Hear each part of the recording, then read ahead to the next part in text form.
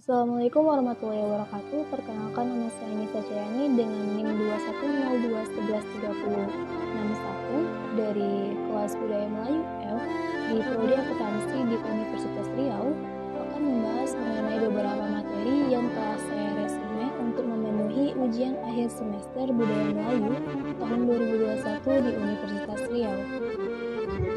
Baiklah, di sini saya akan membahas beberapa materi mengenai budaya Melayu yang telah kita bahas sebelumnya.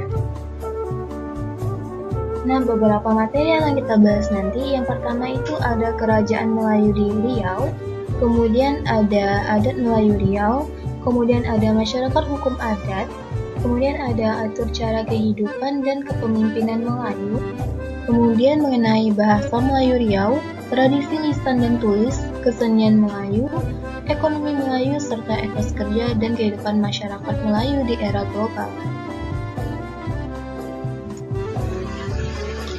Baik, yang pertama itu kita akan membahas mengenai Kerajaan Melayu di Riau. Nah, di Riau itu pernah berdiri beberapa kerajaannya. Salah satunya itu adalah Kerajaan Siak Sri Indrapura.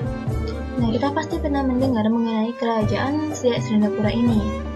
Kerajaan ini berdiri pada tahun 1723 Masehi oleh Raja Kecik yang bergelar Sultan Abdul Jalil Rahmat Shah Putra Johor dan istrinya Encikpong dengan pusat kerajaan yang berada di Buantan. Nah, pusat kerajaan ini nggak selalu di Buantan. Letaknya pernah berpindah-pindah mulai dari Kemempura, kemudian ke Senapelan Pekanbaru, dan kembali lagi ke Mempura. Pada tahun 1889, barulah dibangun istana di kota Siak yang bernama Istana Asyariah Hashimiyah. Siak mengalami kemajuan terutama di bidang ekonomi itu pada masa pemerintahan Sultan Syarif Qasim. Nah, putranya yaitu Sultan Karif Qasim II itu diangkat menjadi sultan pada tahun 1915 dengan gelar Asy-Syaidi Syarif Qasim Abdul Jalil Syaifuddin yang kita kenal sebagai Sultan Syarif Qasim II. Beliau merupakan sultan terakhir dari kerajaan Siak dan juga seorang anti-kolonial serta menolak bekerja sama dengan Belanda, diungkapkan oleh Suwardi dalam Wahyuni DKK pada tahun 2005. Kemudian ada Kerajaan Kerintang. Nah, Kerajaan Kerintang berpusat di pinggir Sungai Gangsal, dan kononnya kata Keritang ini diperkirakan berasal dari kata itang yang berarti sejenis tumbuh-tumbuhan yang banyak terdapat di sekitar Sungai Gangsal. Dilansir dari Rio Daya Foto, Kerajaan Keritang ini didirikan sekitar awal abad ke-12. Juga ada beberapa sumber yang menyatakan ini didirikan pada abad ke-6.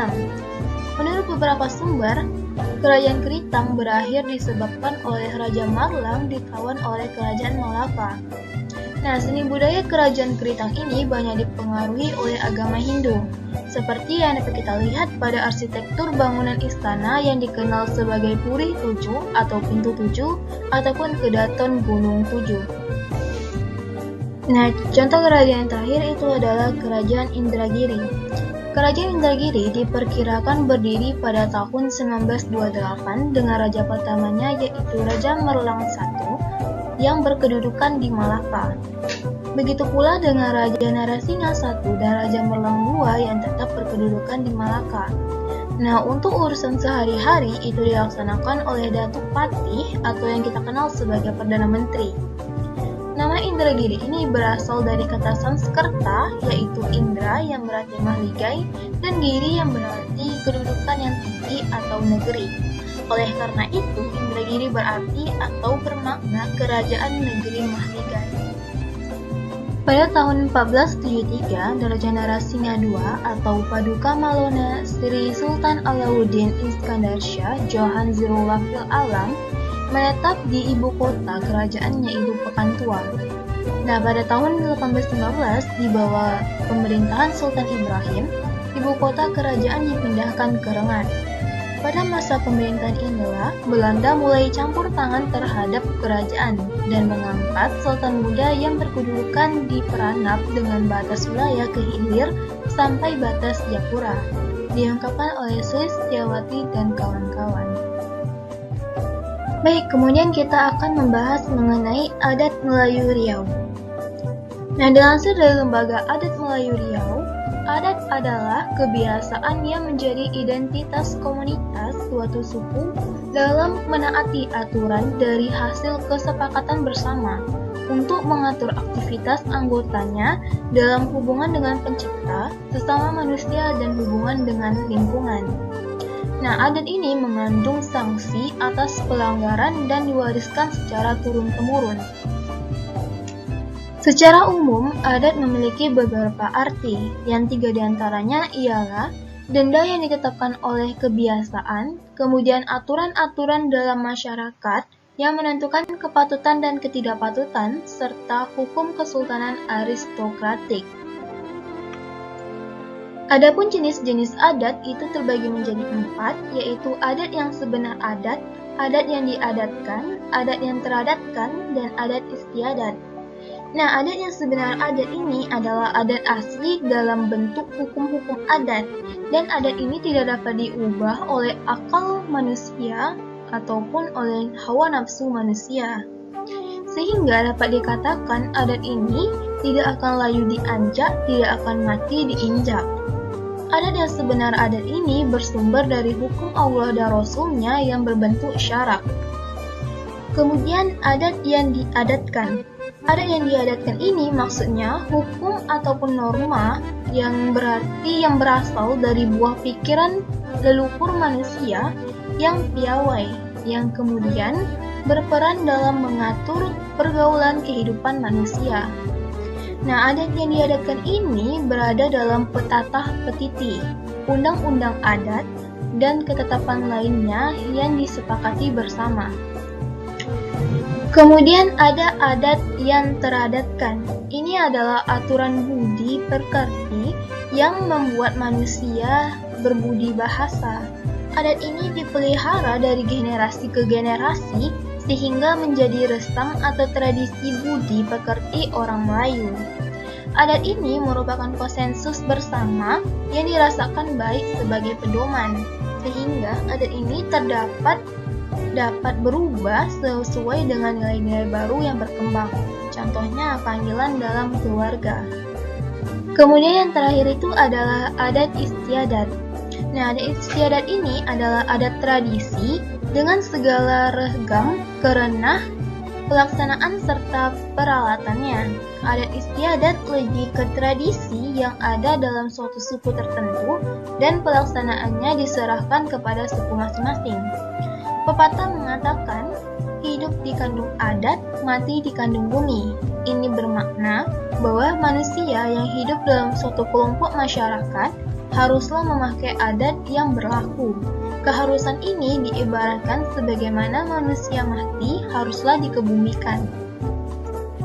Kemudian kita akan membahas mengenai masyarakat hukum adat. Yang pertama kita akan membahas mengenai hukum adat. Hukum adat adalah seperangkat norma atau aturan baik yang tertulis, yang hidup dan berlaku untuk mengatur kehidupan bersama masyarakat adat yang diwariskan secara turun-temurun oleh generasi ke generasi yang senantiasa ditaati dan dihormati serta memiliki sanksi. Nah, keberadaan hukum adat ini sendiri telah resmi diakui oleh negara, akan tetapi penggunaannya masih terbatas. Ini merujuk pada Undang-Undang Dasar 1945 Pasal 18B Ayat 2 yang berbunyi, negara mengakui dan menghormati kesatuan-kesatuan masyarakat, hukum adat serta hak-hak tradisionalnya, sepanjang masih hidup dan sesuai dengan perkembangan masyarakat dan prinsip Negara Kesatuan Republik Indonesia yang diatur dalam undang-undang. Nah, masyarakat hukum adat yang selanjutnya kita kenal sebagai MHA adalah sekelompok orang yang hidup secara turun-temurun di wilayah geografis tertentu dan memiliki asal-usul leluhur dan atau kesamaan tempat tinggal, identitas budaya, hukum adat, hubungan yang kuat dengan tanah dan lingkungan hidup, serta sistem nilai yang menentukan peranata ekonomi, politik, sosial, budaya, dan hukum. Masyarakat hukum adat tentunya memiliki hak-hak yang wajib dipenuhi, serta kewajiban-kewajiban hukum adat yang wajib dilakukan. Beberapa hak masyarakat hukum adat diantaranya yang pertama itu mengelola dan menjaga.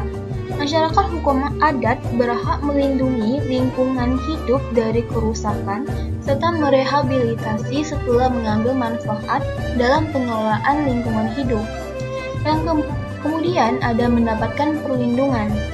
Masyarakat hukum adat berhak mendapatkan perlindungan atas kearifan lokal dengan pengelolaan sumber daya alam dan lingkungan hidup yang berkelanjutan. Kemudian mendapatkan informasi. Masyarakat hukum adat berhak mendapatkan informasi, pendidikan, pemberdayaan, dan pelatihan terkait pengelolaan lingkungan yang berkelanjutan. Kemudian menentukan dan atau memberikan. Masyarakat hukum adat berhak untuk menentukan dan atau memberikan persetujuan terhadap pengelolaan untuk kepentingan pembangunan terhadap wilayah pengelolaan sumber daya alam yang menjadi milik masyarakat hukum adat. Dan yang terakhir itu memperoleh pemulihan. Masyarakat hukum adat berhak memperoleh pemulihan lingkungan hidup di wilayah adat yang mengalami pemulihan kerusakan akibat pengelolaan dari pihak lain. Masyarakat hukum adat juga wajib melakukan kewajiban, yaitu yang pertama menjaga dan mencegah. Masyarakat hukum adat wajib menjaga, mencegah, dan melindungi lingkungan hidup dari kerusakan. Yang kedua, rehabilitasi lingkungan. Masyarakat hukum adat wajib merehabilitasi lingkungan hidup yang rusak akibat mengambil manfaat sumber daya alam oleh masyarakat hukum adat. Kemudian melestarikan. Masyarakat hukum adat wajib melestarikan dan mempertahankan kearifan lokal yang dimiliki dalam pengelolaan sumber daya alam dan lingkungan hidup. Dan yang terakhir itu bekerja sama. Masyarakat hukum adat wajib bekerja sama dengan pihak lain terkait kepentingan penelitian dan pengembangan ilmu pengetahuan dalam pengelolaan sumber daya alam yang berkelanjutan oleh masyarakat hukum adat. Dan selanjutnya kita akan membahas mengenai atur cara kehidupan dan kepemimpinan Melayu. Yang pertama itu adalah tunjuk ajar. Tunjuk ajar Melayu adalah segala jenis petua, petunjuk, nasihat, amanah, pengajaran, dan contoh tauladan yang bermanfaat bagi kehidupan manusia serta membawa manusia ke jalan yang lurus dan diridhoi oleh Allah Subhanahu wa Ta'ala. Berkahnya menyelamatkan kehidupan manusia di dunia dan di akhirat. Tunjuk ajar secara metafor memiliki beberapa fungsi. 4 diantaranya ialah sebagai pegangan, sebagai azimat, sebagai pakaian, dan juga sebagai tulang. Kemudian kita akan membahas mengenai pemimpin dalam budaya Melayu. Secara harfiah, pimpin berarti bimbing atau tuntun. Sedangkan menurut Kamus Besar Bahasa Indonesia, kepemimpinan berarti perihal memimpin atau cara memimpin. Pemimpin dapat diartikan sebagai pencetus, penggerak, suatu yang dapat memengaruhi anggota dengan segala tujuan yang ingin dicapai. Pemimpin dalam ungkapan disebutkan sebagai orang yang dituakan, didahulukan selangkah, ditinggikan seranting. Ini berarti pemimpin yang baik dan benar adalah pemimpin yang dituakan oleh masyarakatnya. Dituakan dalam konsep ini ialah seorang pemimpin tersebut dihormati dan dijadikan contoh ataupun pedoman oleh masyarakatnya. Raja Ali Haji dalam karyanya yaitu Samarat Al-Muhimah tahun 1858 itu menjelaskan bahwa kepemimpinan adalah konsep Tritunggal Melayu Islam, yaitu Khalifah, Sultan, dan Imam. Nah, karakter-karakter yang terdapat dalam pemimpin dalam ungkapan Melayu karya Tenas Effendi tahun 2014 itu dikelompokkan menjadi 4 karakter, yaitu amanah, patona, tablik, dan sidik. Kemudian ada peran dan pakaian Melayu. Adat Melayu bersedati dengan ajaran Islam seperti yang diungkapkan dalam pepatah. Adat bersendi syarak, syarak bersendi kitabullah, syarak mengata, adat memakai. Sila Batalikai adat dengan syarak, tegakkan syarak. Adat Melayu menggambarkan seorang pemimpin sebagai orang yang memberikan kata putus, meminta keadilan, dan memperbaiki. Dan pakaian yang dimaksud pun bukan pakaian yang dikenakan oleh seorang pemimpin, melainkan pakaian batin, yaitu sifat-sifat dan kesadaran azas yang ada atau diadakan dalam diri seorang pemimpin. Kemudian kita akan membahas mengenai bahasa Melayu Riau. Yang pertama itu ada kesantunan bahasa Melayu. Kata santun bermakna kepribadian yang halus dan baik, baik budi bahasanya maupun tingkah lakunya, seperti orang yang sabar dan tenang atau sopan. Nah, kesantunan juga disebut dengan adab, yaitu sebutan tingkah laku serta tutur kata yang halus atau sopan, budi bahasa atau budi pekerti. Nah, bahasa memiliki beberapa fungsi, yaitu sebagai alat komunikasi untuk menyampaikan, menerima pesan, atau menyatakan pikiran dan perasaan. Kemudian, sebagai penanda jati diri untuk menunjukkan siapa dan dari mana orang tersebut. Dan kemudian ada sebagai cermin budi, yang memantulkan gambaran pribadi seseorang sebagai makhluk sosial. Nah, terdapat berbagai cara pemakaian bahasa Melayu, yaitu yang pertama ada bahasa mendaki. Ini digunakan oleh seseorang yang lebih muda kepada orang yang lebih tua. Kemudian ada bahasa mendatar, digunakan kepada seseorang dengan orang sebayanya atau teman. Dan kemudian ada bahasa menurun, digunakan oleh seseorang kepada yang lebih muda daripadanya. Kemudian terjadi kemunduran Arab Melayu. Revolusi Turki yang terjadi pada tahun 1924 yang diusung Kemal Pasha Atatürk membuat jiwa patriotismenya terpanggil dan mendorong dirinya untuk membela negaranya. Seiring berjalannya waktu, gerakan ini merembes pada hal yang berbau sara. Segala sesuatu yang berbau Arab harus dihilangkan. Tulisan Arab Turki pun diganti menjadi huruf Latin dengan melakukan adaptasi dan penambahan lambang pada tiap-tiap huruf.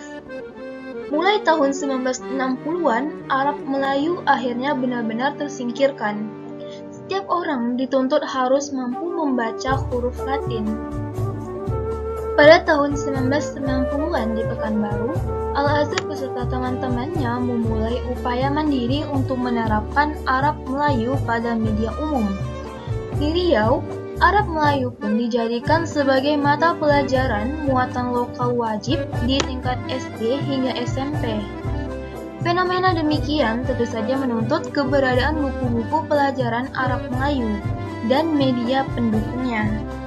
Penggunaan Arab Melayu bukanlah suatu doktrin yang dipaksakan, melainkan untuk melestarikan khazanah Melayu yang sebenarnya, yaitu khazanah yang telah mempersatukan Kepulauan Melayu dan dunia Melayu dalam satu bahasa. Kemudian kita akan membahas mengenai kesenian Melayu. Kesenian Melayu Riau merupakan ekspresi budaya masyarakat Melayu yang dijadikan pedoman dan tunjuk ajar dalam berkebudayaan, dan kesenian Melayu ini menjadi bagian integral dan institusi adat. Di Riau, berbagai macam kesenian juga lahir dari sesuatu yang mistik. Kesenian Melayu mengutamakan nilai kemelayuan, sehingga seni Melayu dapat membebaskan diri dari jati diri orang Melayu. Nah, beberapa kesenian Melayu yang dipercaya merupakan wujud dari proses metafisikal atau ilmu gaib adalah sebagai berikut. Yang pertama itu ada tari zapin api dari Rupat Utara, yang kedua ada rentak bulian di Talang Mama, yang ketiga ada tari olang-olang di Sakai, kemudian ada pertunjukan debus. Kesenian ini dipercaya sebagai estetika yang diciptakan dari suatu yang mistik. Gerak dan tingkah laku penari diyakini sebagai pengaruh dari kekuatan gaib. Nah, jenis-jenis kesenian Melayu itu meliputi seni musik, seni rupa, seni ukir, batik, seni teater, serta seni tari. Kemudian kita akan membahas mengenai ekonomi Melayu. Azas ekonomi Melayu. Azas ekonomi Melayu ialah memanfaatkan alam sekitar.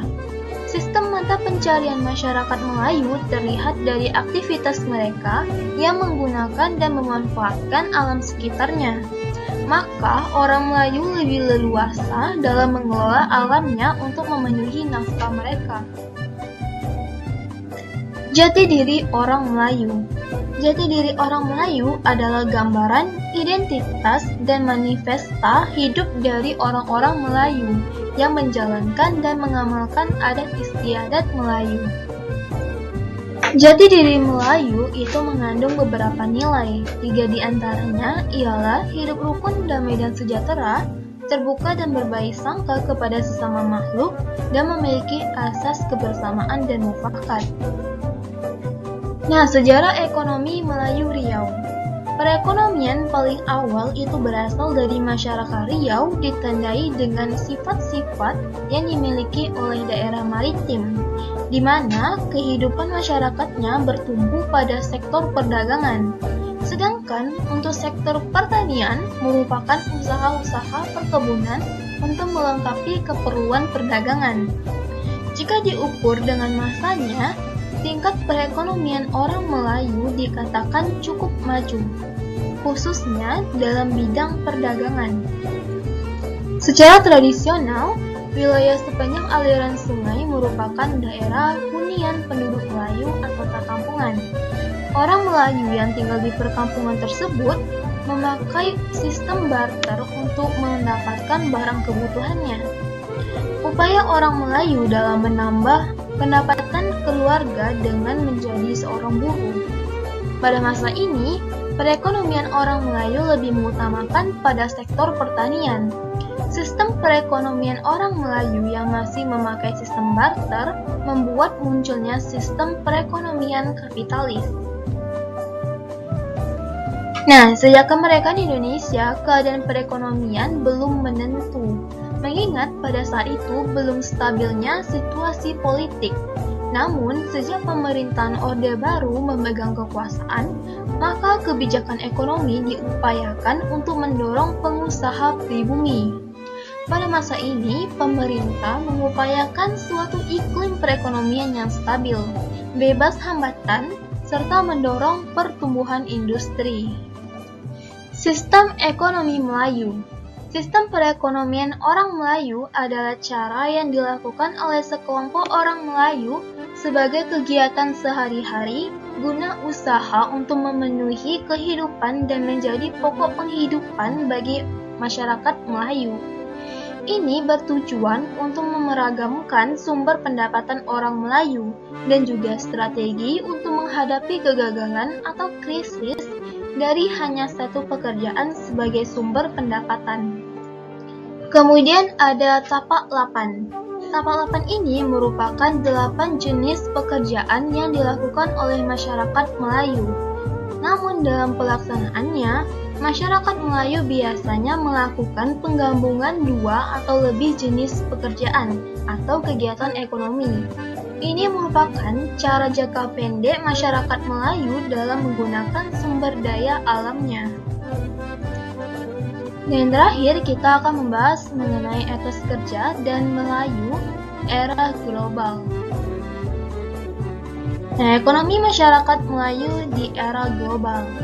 Ekonomi kreatif adalah salah satu konsep ekonomi yang mengintensifkan informasi dan kreativitas serta sumber daya manusia sebagai faktor produksi yang paling utama.